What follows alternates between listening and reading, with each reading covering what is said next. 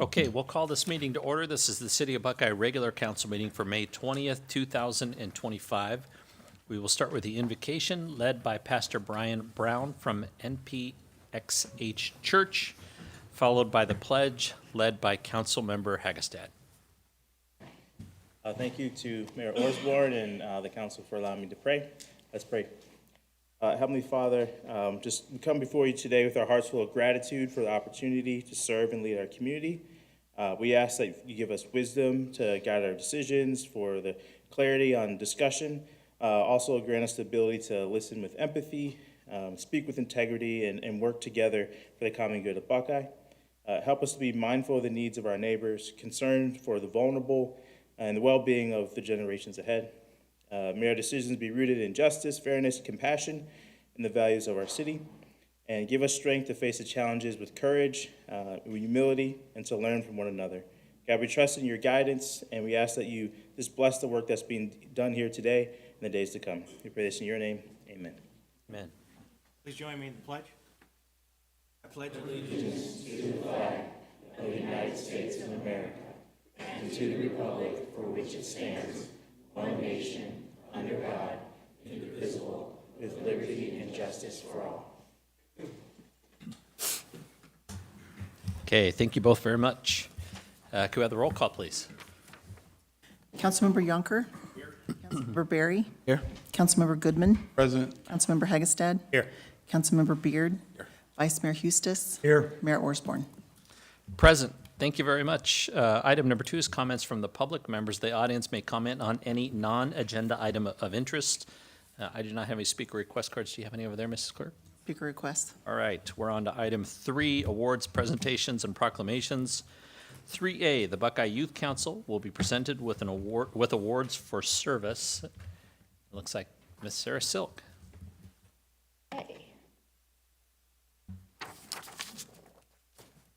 Oh, there it goes. Okay, Mayor Osborne, Vice Mayor Hustis, council members, thank you so much for giving me this opportunity to showcase some incredible young leaders. So this year, the Youth Council had an optional opportunity to do a little bit of extra to earn a specific and unique award. And as you can see from the point sheet that they were given, they could earn some extra points by doing additional community service or investing in their own professional growth, but I won't read the whole thing to you, but you can see that there is a lot of opportunities where they could pick and choose what they wanted to do. And I have 6 remarkable young leaders that I would like to recognize. So when I call your name, guys, if you wouldn't mind coming and standing up in the middle for me.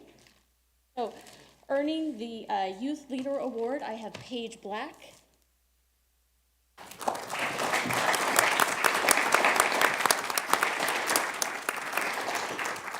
Sorry, I have to stand in here, but I'll pass it over to you. And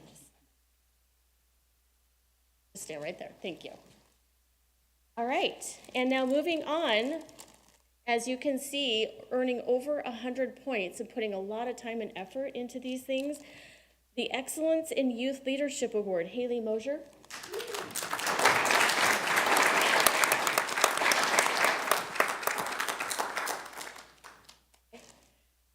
Another Excellence in Youth Leadership Award, Hannah Hernandez.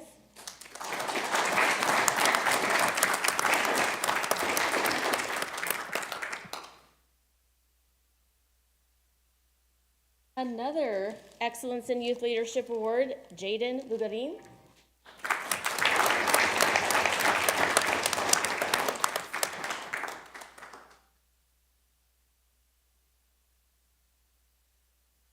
Another Excellence in Youth Leadership Award, Maddie Guy.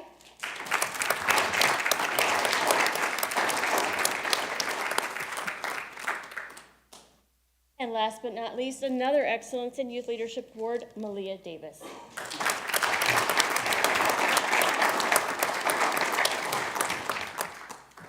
And if I may, would you mind coming down and taking a picture with these fabulous young leaders?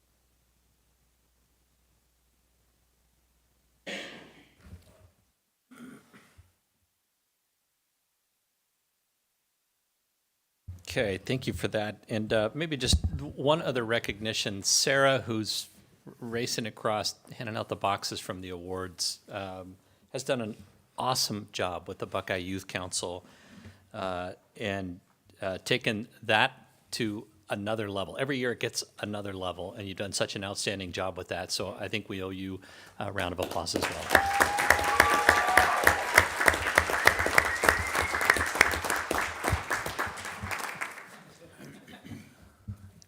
Thank you. Okay, item number 4, consent agenda items and new business. Approval of items on the consent agenda. All items with an asterisk are considered to be routine matters and be enacted by one motion and vote of the city council. There will be no separate discussion of these items unless a council member requests. This section may include the approval of minutes from previous meetings. Council, for the consent agenda, what is your pleasure? Mr. Mayor, I'd like to make a motion that we approve consent agenda items 4A as an atom through 4X as an X-ray. Second.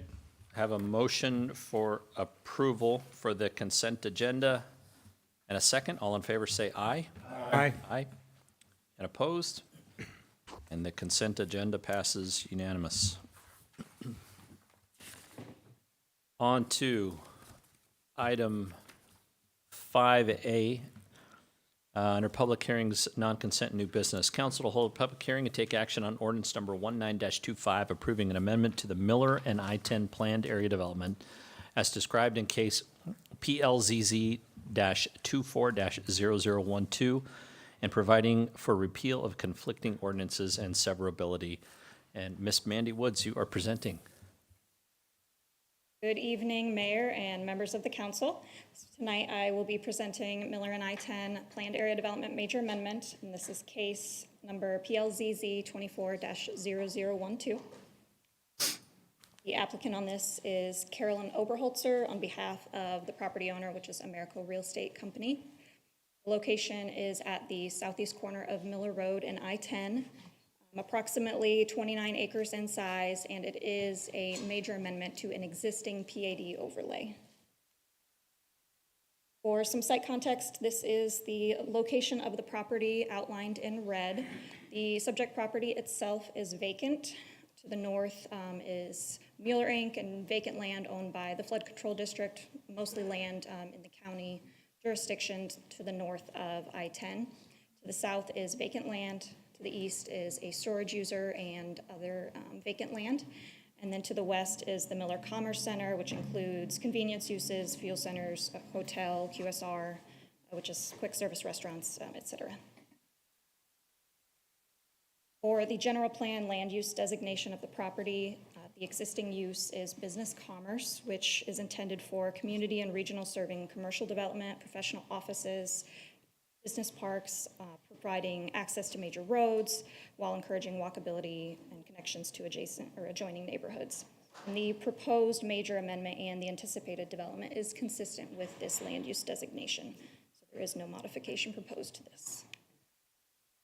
The existing zoning of the property is general commerce, which was established probably the early 90s, GC, with a planned area development overlay. And that PAD overlay was approved in 2015. That PAD overlay limited the development of the site substantially to specific uses, which were commercial, retail, food service, hotel and lodging, automotive and transportation, and multifamily residential and mixed uses. This proposed major amendment, the primary intent of this is to modify that use list by removing the multifamily residential component and proposing a new land use plan with associated uses that are better suited for the current market and the desired character of this commercial gateway into the city. And it is a major amendment because permitted uses are being modified. So on the screen here is the new land use plan that has been proposed with this major amendment. There are two development units. The first in purple is the Miller Road Development Unit, which is approximately 17 to 21 acres in size, and it's intended for customer-facing commercial uses. One category of user that's looking at this location could be healthcare services. And then the Yuma Road Development Unit is approximately 8 to 12 acres, and that's intended for a mini storage user with accompanying vehicle sales and rental and retail uses as well. The dwelling unit, or the development unit size range provided here is provided within the PAD narrative specifically. Anything beyond these ranges would require a further amendment, and that final size will be established at the time of future subdivision and site plan applications. For the PAD overlay, just a brief overview, any amendments that are proposed will follow standard procedure for amendments in our development code.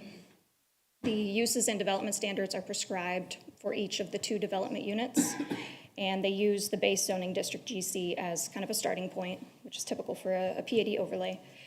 Any future design reviews will follow all development code standards and guidelines. I did want to note that there was some representative imagery that was provided within the PAD, but this is intended just to assure quality, not necessarily binding in terms of architectural style or what's actually going to be built. It was purely conceptual at this stage. For the proposed uses, this chart on the screen is the limitation of uses that are allowed within this major amendment. So it's a substantially shorter list than what the base district of GC would allow. So this provides a lot more predictability for this property. The Yuma Road Development Unit would be limited to warehouse, retail sales, vehicle sales and rental, and mini storage, both indoor and outdoor. And then the Miller Road Commercial Development Unit would allow office, either business or professional, hospital, general retail, an animal hospital, shopping center or plaza mall, a clinic or healthcare facility, art gallery or museum, hotel or motel, a vet clinic, or religious assembly. And I did want to note that the existing PAD overlay specifically prohibits specific uses, and that's being carried through. So these are things like adult entertainment, junkyards, heavy industrial and manufacturing. Those things are going to stay as prohibited specifically by the PAD. The proposed development standards, this is strictly for the Miller Road Commercial Development Unit. So there are some modified setback standards from the underlying GC zoning. However, these are unchanged from what is currently allowed based on the existing PAD overlay. One change is from the previous case is an increased height allowance for a potential hospital use, just to fit the needs for that user if it were to come to be. And then there is a higher percentage of landscaping that has been required with this modification, with this major amendment. It was 10% previously, 20% is more in line with commercial character, so that has been modified with this. A quick question, the increased height, what is it going from and to? Oh, it's up to 120 feet for hospital use, otherwise it's 60 feet. Okay, great, thank you. And then, let's see, all the remaining standards would otherwise follow the GC-based district standards. For the Yuma Road Development Units, this is the one that's kind of tucked back along Yuma and has some frontage along I-10. There are, again, some modified setback standards and height standards, but these are unchanged from the existing PAD overlay. It's just modified from GC zoning. And then an existing 10% site enhancement landscaping requirements carried over from the previous case. And all remaining standards follow the GC-based district standards. And then the last item that I wanted to hit on as far as a comparison of the existing PAD overlay and then what's being proposed is the signage standards. So I won't get too granular with everything on here, but this is what is in place in the current PAD overlay. It's very specific with quantities. There's also signage locations, a whole matrix, conceptual renderings, as well as 2 freeway pylon signs, both of which exceed typical height allowances per our development code requirements, as well as 1 anticipated as a digital billboard. And the PAD does still require a future comprehensive sign plan to be submitted. What this is moving toward, for just simplicity, because that future comprehensive sign plan is anticipated, where you would determine a lot of these specifics as far as design and so forth. A lot of those exhibits have been removed, and they are still providing for a specific number of types of signs. There is no billboard, digital billboard proposed in this modified PAD major amendment, and then the heights and copy area for those pylon signs are also reduced to meet code requirements. All public participation for this project and process follow development code requirements. There was a neighborhood meeting that was held on March 19th at the Buckeye Elementary School District Administration Office. The project team was in attendance, city staff, and 3 council members. And then all legal notices, site posting, and mailing notice were done in accordance with code requirements as well. I did want to note that because of the size of the property, this one did follow the larger 500-foot mailing requirement for both the neighborhood meeting notices and the hearing notices. For the Planning and Zoning Commission, that was held on April 22nd of this year, and there were no speakers during the public hearing. Planning and Zoning Commission did recommend approval. And there are no identified outstanding citizen concerns for this proposal.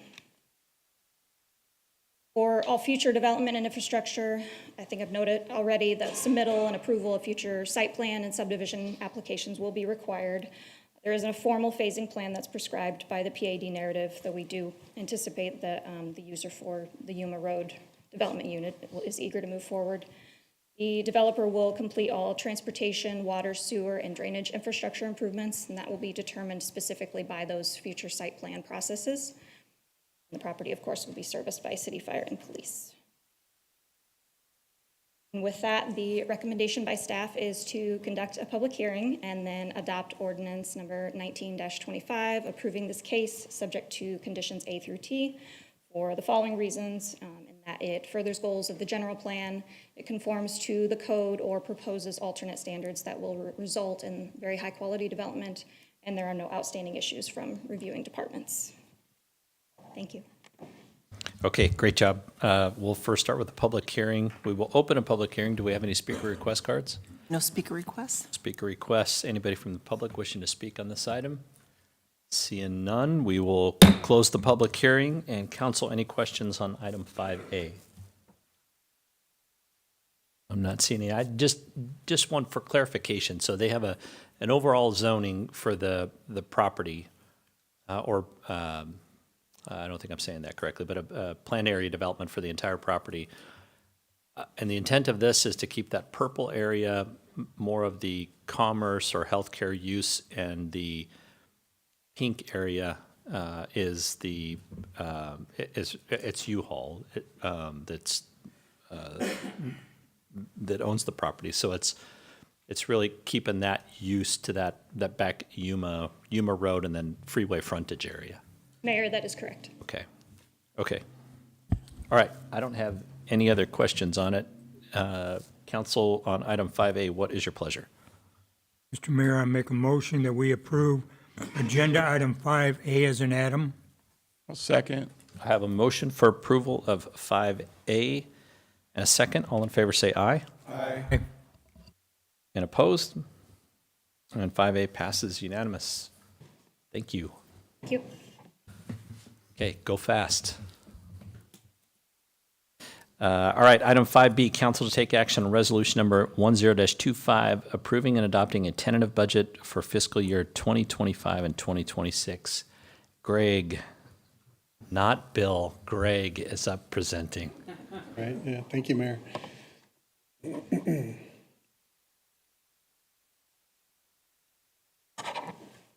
Thank you, Mayor, Council. My name is Greg Litchie. I'm the budget manager.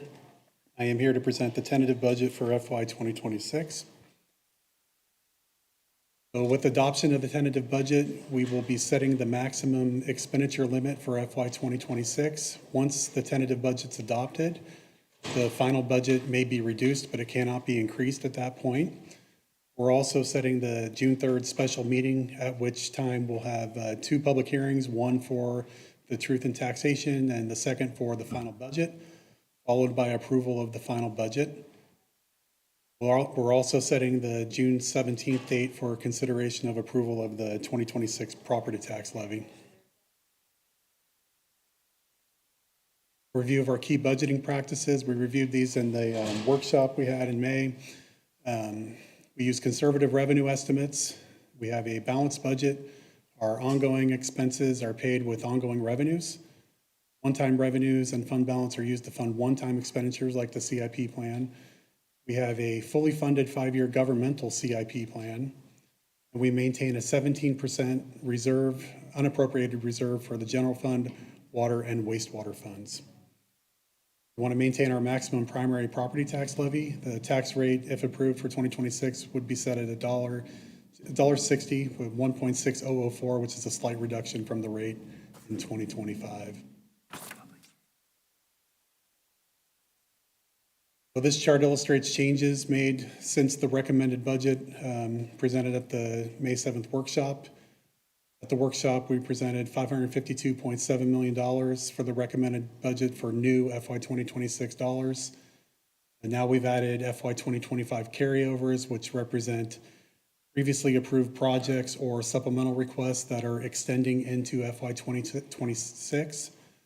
Carryovers of $256.5 million, primarily represented from $248.8 million in capital outlay, of $131 million of which is for the CIP plan. Once again, we'll be carrying over $82 million for the Harquahala water purchase, approximately $18 million in public infrastructure reimbursement agreements, and approximately $10 million in vehicle replacements represent the bulk of those dollars there. We have reduced our TPT estimate for construction TPT by $5 million for FY 2026. After receiving our April revenue figures for TPT, they were lower than expected, trending lower than budget for FY 2025. So in an effort to be conservative, as we discussed, at the workshop, we lowered our TPT estimate for 2026 and in turn pushed out $5 million from the CIP plan.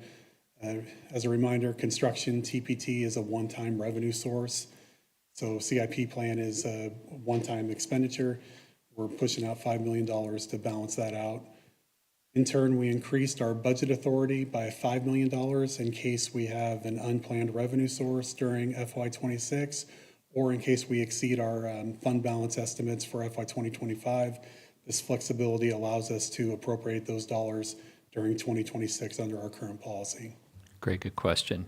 Was that reduction only in the construction sales tax, or was that in regular retail TPT? Retail's trending normal. It was just the construction sector, Okay. the one-time dollars. Thank you.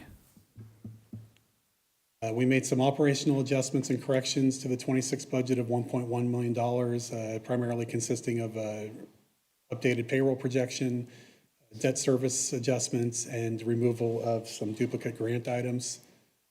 And under the GO bond fund, CIP fund, we added $11.6 million in streets projects under the Public Works Department that are not included in the CIP plan or not originally budgeted that should have been. The final tentative budget dollar amount is $819.7 million for FY 26. So estimated revenues for all funds, where does the money come from? You see our largest category here is fund balance at $235.7 million. That represents prior year surplus and will be used for one-time dollars, primarily the CIP plan. I also highlighted or broke out here the bond proceeds because we added $82 million for the Harquahala debt issuance to that total, increasing it to $162.9 million. And once again, just to illustrate the TPT reduction down to $96.7 million from $101.7. And also budget authority being increased to $20 million as a change from last time we met. Our total expenditures for all funds, you see our largest category is capital outlay, $437.5 million. Again, primarily, $248.8 million of that is from carryovers for capital purchases. And then our operating expenditures are our next largest category at $158 million, followed by personnel expenditures at $138.5, which is an 11% increase over the prior year. Once again, budget authority at $20 million. And our debt service increases to $32.9 million for FY 26, the increase from GO bond debt service. So in the general fund revenues for FY 26, $208.9 million. You see our largest category is TPT.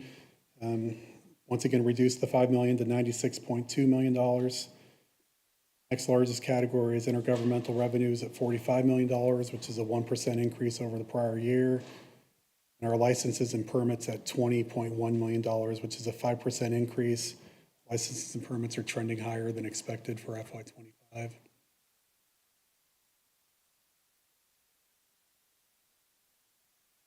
General fund expenditures, where's the money go? Largest category here for personnel services, $115.5 million. Again, that's an 11% increase from the prior year. Operating expenditures at $56.8 million and capital outlay at $33, with just under $1 million for contingency for unplanned purposes.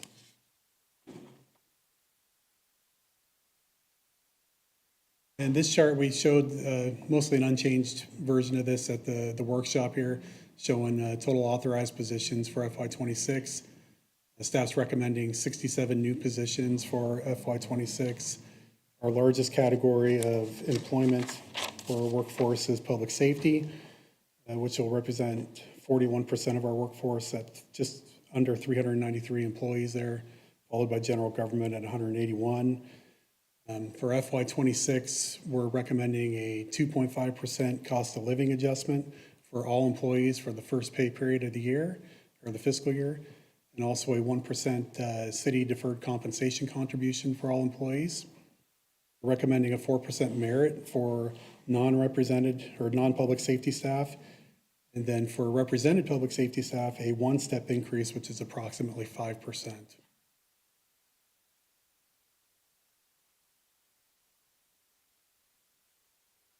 Capital improvement plan for FY '26. So totals for the 5-year plan from '26 to '30 now total $745.4 million with the carryovers. You can see FY '26 jumped up to $277.2 million. Again, $131 million of that is from carryover funding from FY '25 for CIP projects. Our largest category in the blue section in FY '26 is for streets projects at $109 million. Followed by water and wastewater in the purple and gray, totaling just over $104 million. You can see in FY '29, we have a spike in expenditures totaling over $150 million. That's because we're expecting a second GO bond issuance in FY '29. Some of the notable governmental projects, under public safety, we programmed just under $14 million. Continuing on with the Police Communication Center, $1 million for the Police Verado Marketplace tenant improvements, and then design for both the Victory and West Park fire stations. Under Streets and Transportation, our largest category, $109.3 million. Continuing on with Jackrabbit Trail improvements, Miller Road improvements, and then traffic signals along SR 85 at Broadway, Southern, and Baseline. The airport has $16.9 million programmed, 10.9 of which is for a land acquisition to extend the runway. The remaining $6 million to airport improvement projects.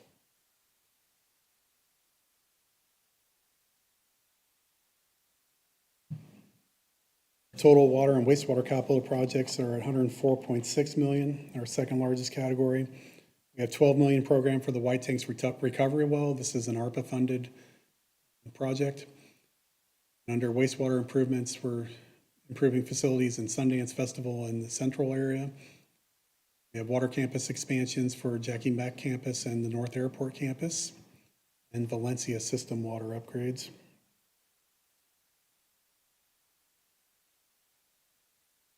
And for our next actions with the '26 budget process, we'll be having a second publication of the final budget and truth and taxation next week, followed by a final budget and truth and taxation public hearing on June 3rd, and adoption of the final budget on June 3rd, and adoption of the property tax levy on June 17th.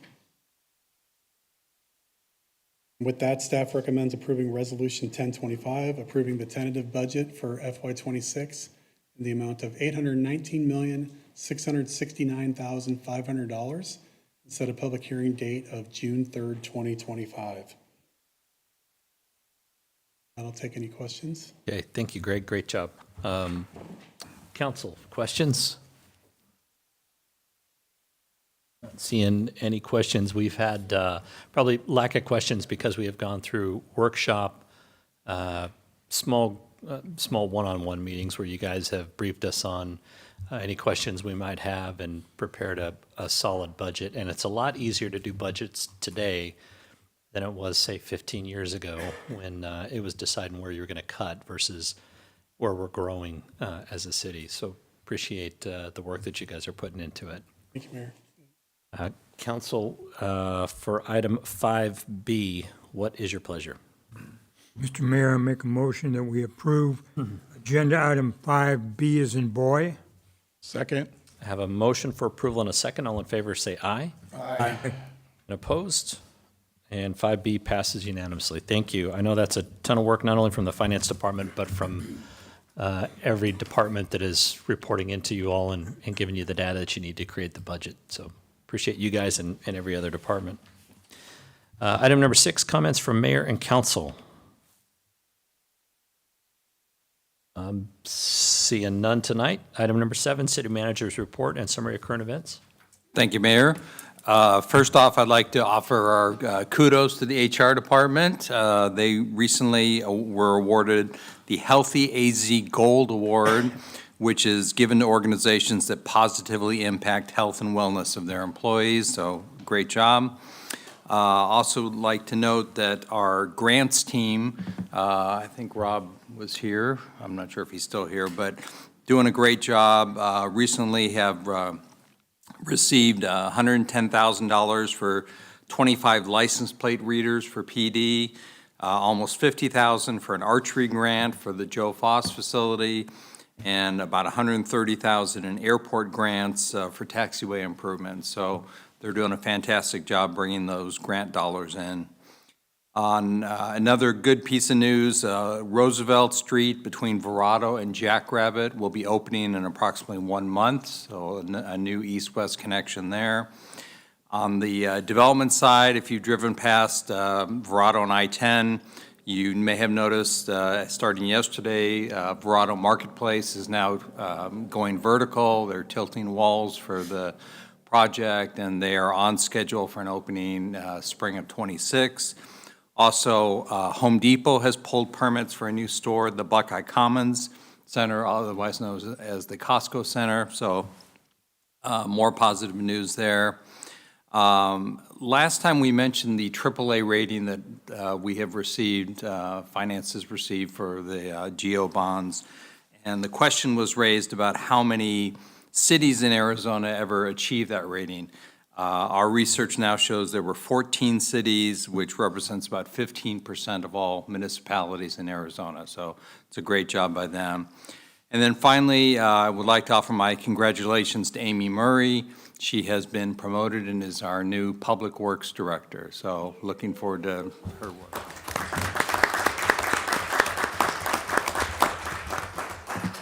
That's it, Mayor. Thank you. Thank you. That's fantastic. A lot of growth happening, and that's happening all over the city.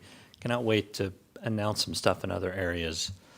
But it is fun to see the walls go up. They're tilting up the stuff in Marketplace, and I did see the fencing up, and there's a job trailer on site at the Home Depot location. So I think they're going to giddy up as well. All right, awesome, and congratulations, Amy. Okay, item number 8 is proposals for future agenda items. Any from council? All right, awfully quiet. Item number 9 is adjournment. With nothing else on the agenda, we are adjourned.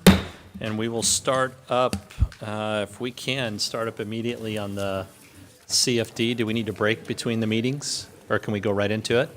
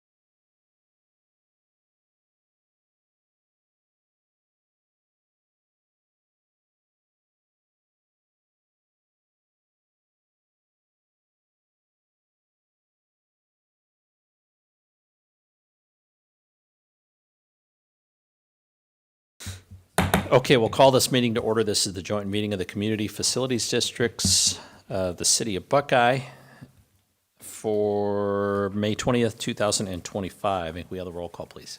Board Member Yonker, Here. Member Barry, Here. Board Member Goodman, Present. Board Member Hegestad, Here. Board Member Beard, Here. Vice Chair Eustis, Here. Chairman Osborne. Present, thank you very much. Item 2A is a presentation of fiscal year 2026 Community Facilities District tentative budget adoptions. And you don't look like Larry. Larry's on the agenda. But no, I am Bill Copey, so Larry will do the next one. Okay. Good evening, Chairman, Vice Chairman, Board members.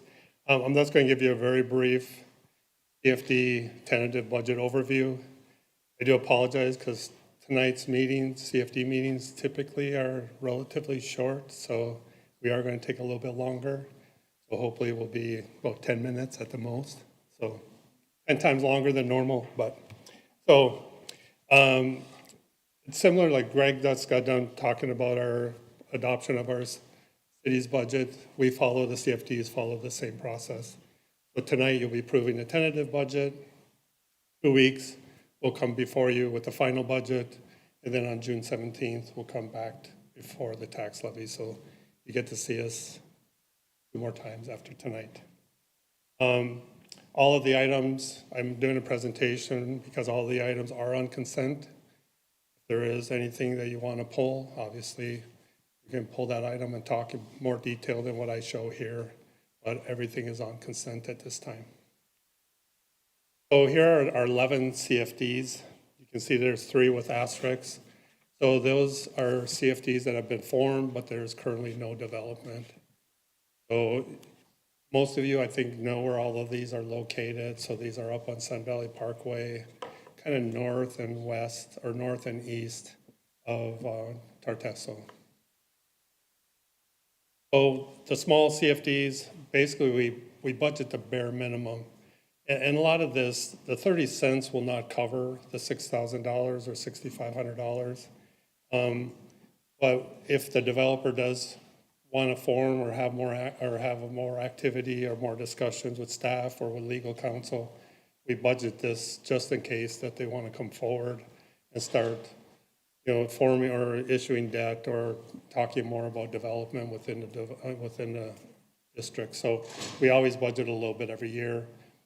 If the amount exceeds what we collect, then the developer will pick up the difference, the shortfall. Now let's start getting into the bigger CFDs.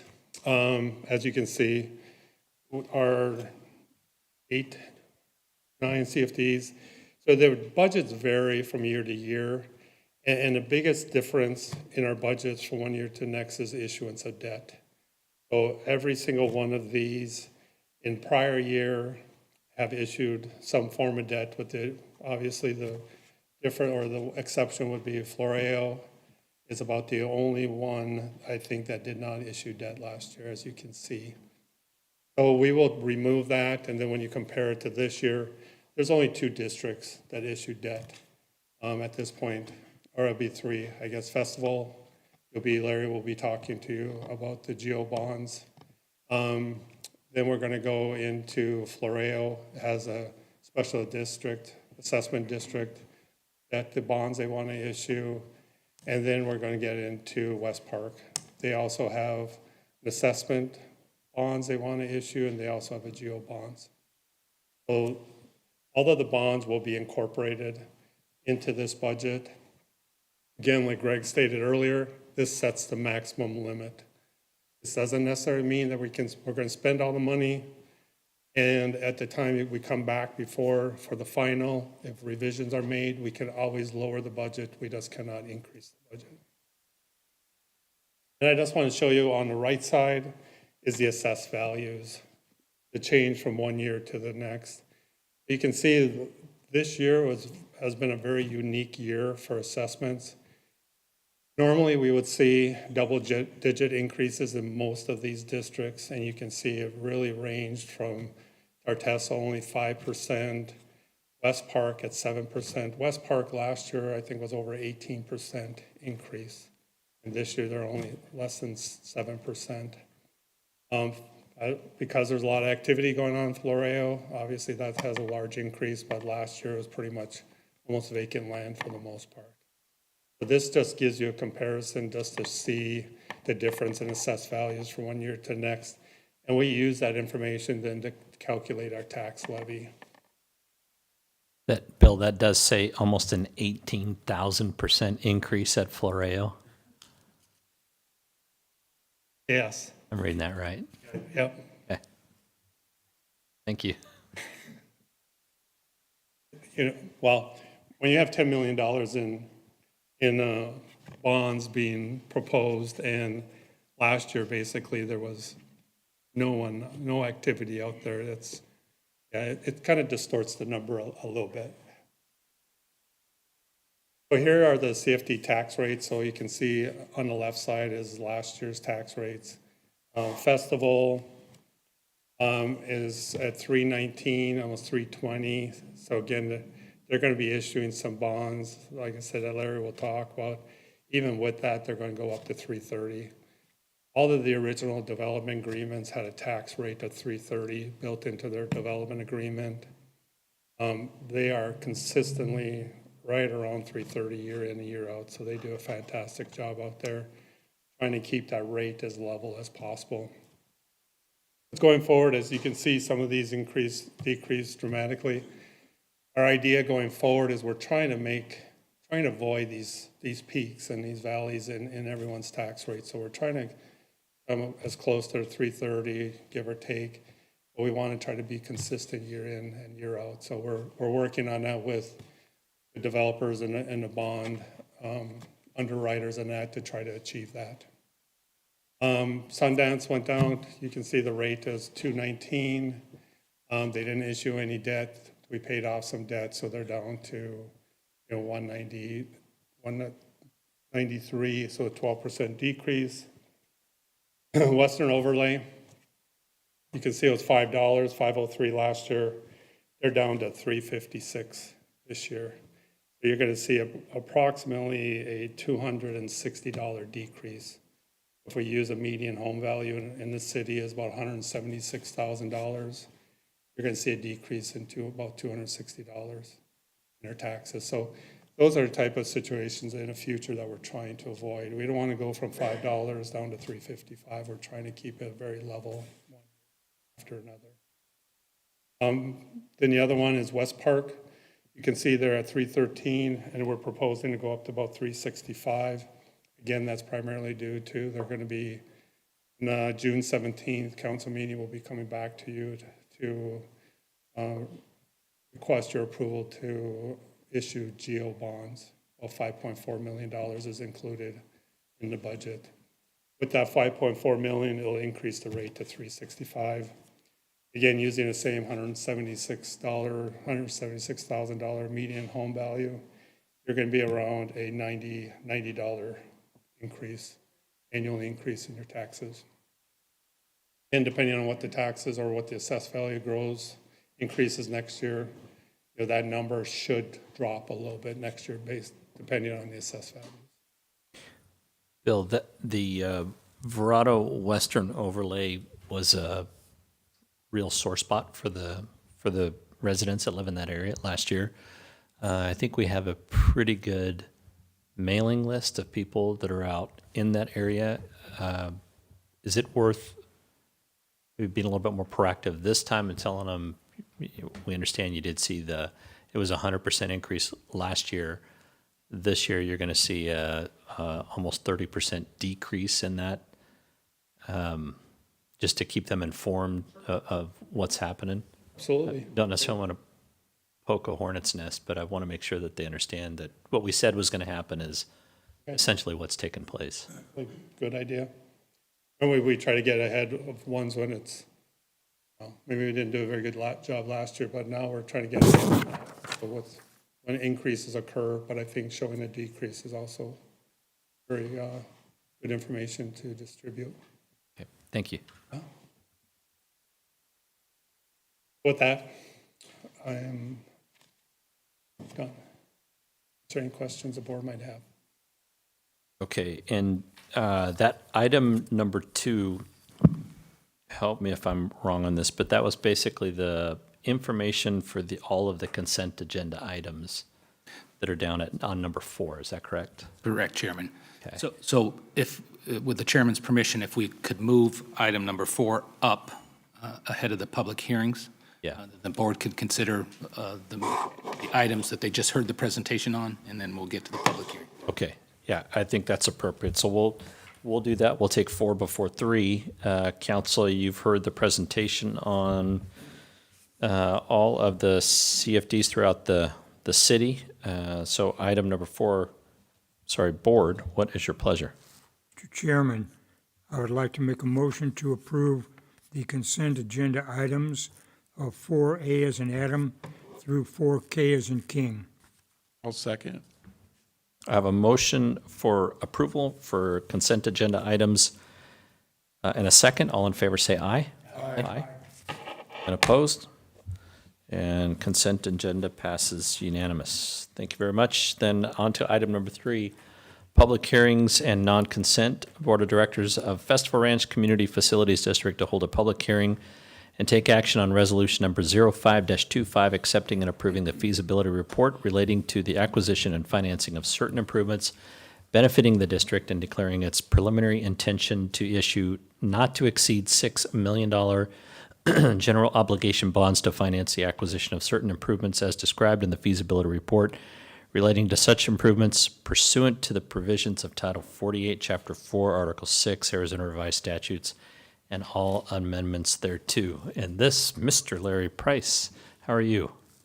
Chairman, members of the board, in accordance with the development agreement with Pulte Homes and the board, Pulte Homes, the developer, is requesting that the board issue not to exceed $6 million of general obligation bonds to partially reimburse for about 11,000 linear feet of roadway concrete improvements.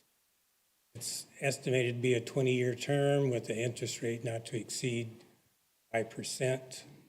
The proceeds are funding part of the roadway concrete and paving.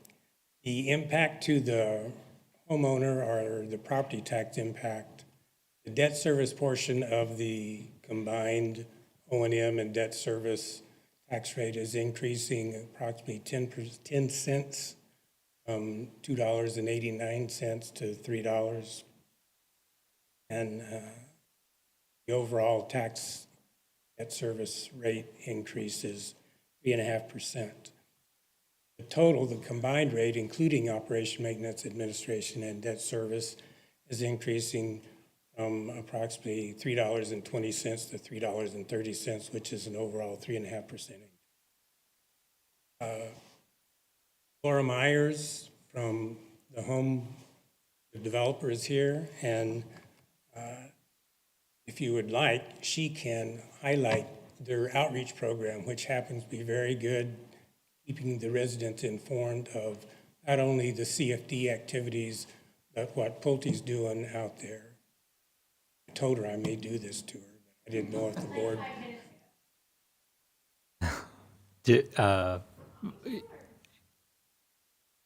Board,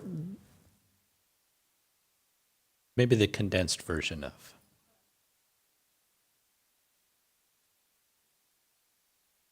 We do neighborhood reps for our Sun City. It's 2 representatives from all of the neighborhoods. It's a really great way to get the outreach out. And in July, on our board meeting, we always give them a little update if we have any CFD activity, and then of course all of the infrastructure projects that the CFD funds. So not only the concrete and paving, which you guys will see on this one, but in the past we've had wastewater, water, future recharge, things like that are all under construction now. We give them an update on that and tell them where that CFD dollars go. Thank you for the opportunity. Thank you. Laura, stay up there and talk about the map where the projects are going. Okay, this particular GO bond issuance is for concrete and paving improvements, which are throughout the subdivision. So as you can see, they are highlighted in yellow. All of those improvements are complete. Most of them have already received city acceptance. I believe we have 2 that are just pending the final letter. So everything is substantially complete in these areas, and we have happy homeowners living in the city. You did great. Thank you. Thank guys you. for the opportunity. That's all I have for the public hearing, Mr. Mayor, Mr. Chairman. Okay, so just I think generally the way this works, let me just explain this, you could tell me if I'm way off or not. Debt is issued, they try and aim for that $3.30 number or rate. And as more properties come online, you have a higher value, you get more bonding capacity, so that rate starts to come down. And as that does, you're able to put in more infrastructure, bond more. That rate continues to kind of fluctuate until this entire community is built out, and then the aim is for roughly $3.30 as a rate moving forward. Yes, Festival Ranch, they watch that very closely, and they try to have projects ready as that value is going up, so they can not let it get too far. Like West Park and Western Overlay, there was about 20 years in between when those development for different reasons, but Festival Ranch has got a continuous growth, and they try to maintain, or they try to stay close to that combined $3.30 property tax. Yeah. So, they've also have some special assessment districts, which Bill mentioned, and y'all will be seeing in a few weeks for West Park and Okay. Okay, great. Council, any question, or board, any questions? Not seeing any. Before we vote, we have to have a public hearing. I knew you were going to catch me on that, weren't you? You were ready to jump on me about that. So we'll open a public hearing. Do we have any speaker request cards for item 3A? There are no speaker requests. No speaker requests. Anybody from the public wishing to speak? Seeing none, so we will close the public hearing. Council, what's your pleasure on 3A? Mr. Chairman, I'll make a motion that we approve item 3, you're going to go 3B on this or 3A? 3A. 3A. Okay, and we'll go with 3A. Second. I have a motion for approval on agenda item 3A and a second. All in favor, say aye. Aye. And opposed? And 3A passes unanimous. Thank you. On to item 3B. Larry, you're still up. Chairman, item 3B, Resolution 6-25, when adopted, will empower staff and the finance team to carry out the selling the bonds, causing a levy to repay the bonds, reimbursing the developer. It just empowers staff to carry out the board's approval of feasibility report activity. Okay. No public hearing associated with this one? I'm not seeing any there. No, there is a public hearing. So for agenda item 3B, board, what is your pleasure? Mr. Chairman, I make I apologize, Mayor. There is a public hearing. This is, I believe this is a public hearing item. Bill? I have that wrong, Mayor. You were right. Or Chairman? I'm messing up all around tonight. So you can continue with. Want to just throw in a public hearing for giggles, or I'm just kidding, we won't do that. That, Chairman? Okay. And board members? No public hearing. Item 3B, did we have a motion on that? Mr. Chairman, I make a motion that we approve agenda item 3B as in boy. Second. I have a motion and a second for approval. All in favor, say aye. Aye. And opposed? And 3B passes unanimous. Thank you, Larry. That takes us through all of the consent we've taken care of. Item number 5, with nothing else on the agenda, we are adjourned.